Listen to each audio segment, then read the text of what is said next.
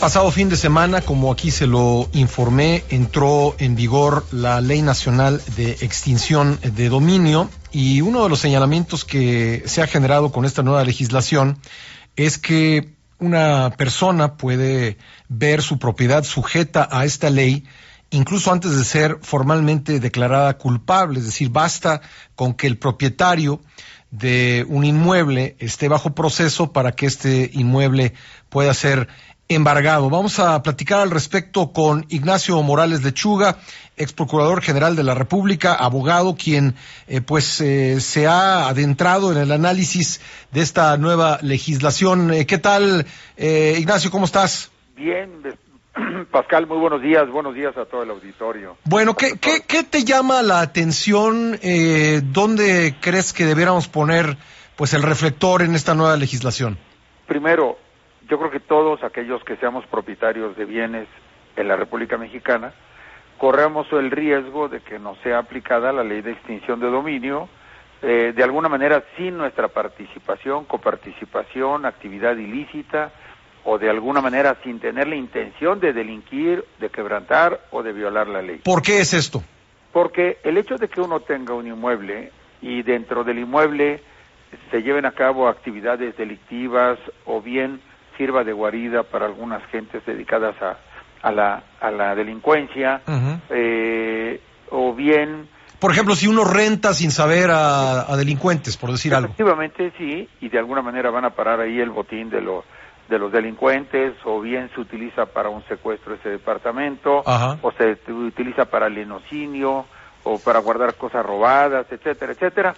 El inmueble se está haciendo ya acreedor de alguna manera a que se le pueda aplicar la ley de extinción de dominio, porque para esta acción, que es una acción independiente de la penal, es una acción civil que debe llevar a cabo el Ministerio Público, pues lo único que exige como requisito para la procedencia de la acción es que exista un hecho ilícito, no que sea uno culpable o responsable. La existencia de algún bien de origen o destinación ilícita. No basta que sea origen, sino que se destine a actividades ilícitas. Y el nexo causal entre los elementos anteriores. Y luego, el conocimiento que tenga o deba haber tenido el titular del destino del bien al hecho ilícito. Yo puedo decir, no me enteré, no supe, no tuve manera de saberlo. Bueno, es que tú debías porque los vecinos lo sabían. Tú eres el arrendador y tienes 3 departamentos rentados. ¿Hay atenuantes o no hay ningún atenuante? Prácticamente no hay atenuantes. Es decir, yo estoy de acuerdo en que se castigue la intención, que se castigue la actividad delictiva, que se castigue el origen de los recursos. Lo que no entiendo es un castigo objetivo. Y además, en un delito como el encubrimiento, porque anteriormente esto estaba restringidísimo a la delincuencia organizada y al narcotráfico. Y en este caso, ¿ahora qué delitos están cubiertos por esto que estamos comentando? Más de 200 delitos. ¿Perdón? Más de 200 delitos. Sí. Entre los cuales está el encubrimiento. Y si alguien encubriera a un delincuente, a un delito, ¿por qué razón le van a quitar un bien que no tenga en principio relación alguna con la actividad desplegada por los otros delincuentes? El encubrimiento no pareciera caber dentro de los propósitos de esta ley. Yo estaría totalmente de acuerdo si me dijeran, esta ley es para golpear económicamente a la AMPA organizada, para golpear económicamente al narcotráfico, para descapitalizar al narcotráfico y a la delincuencia organizada, hasta ahí de acuerdo. Inclusive, para todos aquellos que tomaron dinero del erario público, algunas de las modalidades, vamos a trasladar, que se identifican como corrupción, bueno, estaría de acuerdo, porque al final de cuentas se encontraría una manera de que devuelvan lo que ilícitamente se llevaron. Pero lo que no entiendo es que a quien no tiene ninguna relación se le impongan obligaciones que no puede cumplir y con ese motivo se le quiten sus propiedades. Bueno, ¿qué otros delitos, aparte de encubrimiento, me contabas, qué otros delitos en esa lista de 200? Están el robo, por supuesto, de vehículos, el narcotráfico, la delincuencia organizada, que ahora la delincuencia organizada se volvió un delito muy amplio, porque ya no se refiere nada más a lo que nosotros pensaríamos como modalidades de secuestro, de bandas dedicadas al robo de autos, bandas dedicadas al asalto bancario o a las cajas de seguridad, sino ya la delincuencia organizada prácticamente es cuando cualquier delito se comete por 3 o más personas. Pareciera ser que la asociación delictuosa, que no tiene nada que ver con la delincuencia organizada, en principio, se trasladó al campo del delictivo grave, peligroso, y se insertó como cualquier modalidad, confundiendo a la opinión y ampliando el catálogo de delitos en contra de 3 o más personas. A ver, vamos a tomar un caso reciente que hemos estado discutiendo, la situación de Rosario Robles. ¿Podrían aplicarle a ella la ley de extinción de dominio?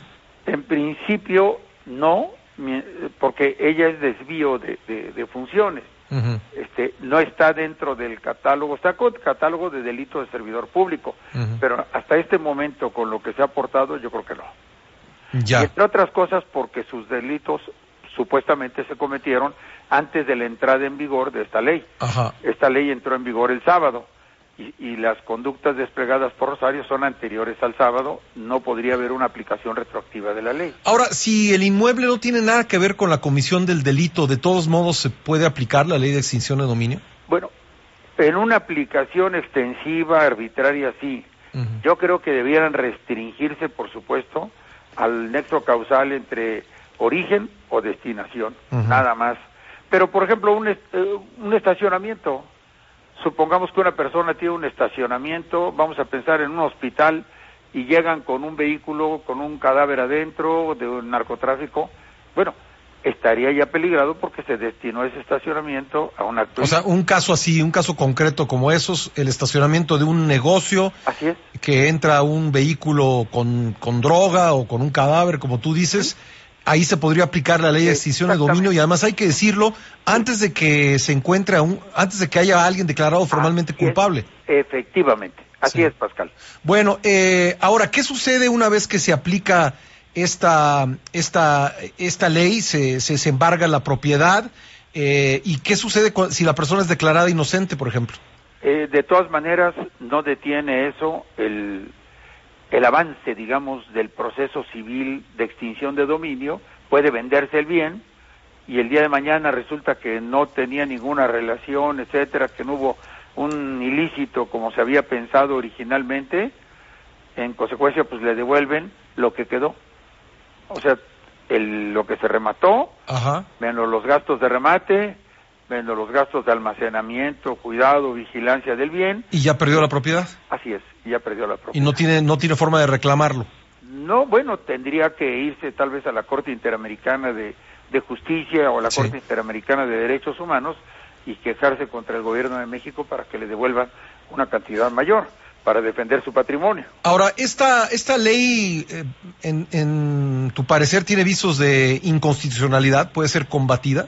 Yo creo que en varios aspectos. Por ejemplo, si tomamos el caso del último remate del sábado, del sábado, la casa identificada como San Lillegón, se están distribuyendo los recursos de manera anticipada. Yo entiendo por lo que dice la ley, y deja un espacio, un vacío, de que todo acto de remate, de venta de bienes, tiene que ir a parar los ingresos a la Tesorería de la Federación a disposición del presupuesto de egresos del año próximo. Y en todo caso el Gabinete Social hace la propuesta a Hacienda, pero no puede disponer de ellos directamente el Ejecutivo sin que antes se valide por la Cámara de Diputados en el presupuesto de egresos. Claro. Lo otro sería una violación clara de la Constitución. Bueno, una cosa es que lo hayan dicho así, que tomaron ese dinero y lo van a repartir en cheques, y otra cosa es que efectivamente el dinero haya salido de esa bolsa, ¿no? Porque a lo mejor salió de otra. Exactamente. La ley trae oscuridades en ese punto, trae oscuridades en los mecanismos de defensa, trae oscuridades en la aplicación de la propia ley.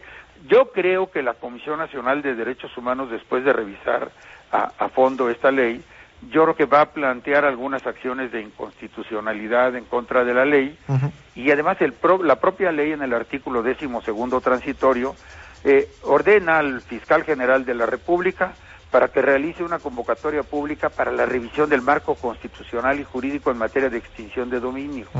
O sea, quiere decir que buscan identificar, discutir y formular reformas y a la propia ley para un mejor funcionamiento, lo cual quiere decir que los propios autores de esta ley no quedaron satisfechos o tienen las dudas sobre la pertinencia, vigencia y constitucionalidad de la ley, ¿no? ¿Cuándo esperarías tú que se presenten estas acciones de inconstitucionalidad? Antes de 30 días, porque es el plazo legal. Es el plazo legal. Sí.